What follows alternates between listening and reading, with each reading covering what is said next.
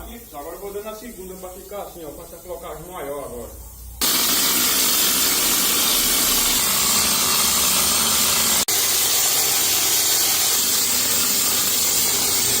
Fazendo aqui, pessoal, essa parede aqui dá uns 20 metros mais ou menos aqui, 24 metros aqui quadrados.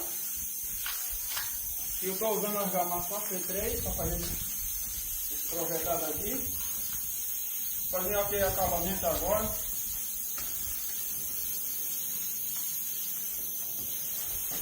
Eu estou utilizando aqui uma desempenadeira de plástico.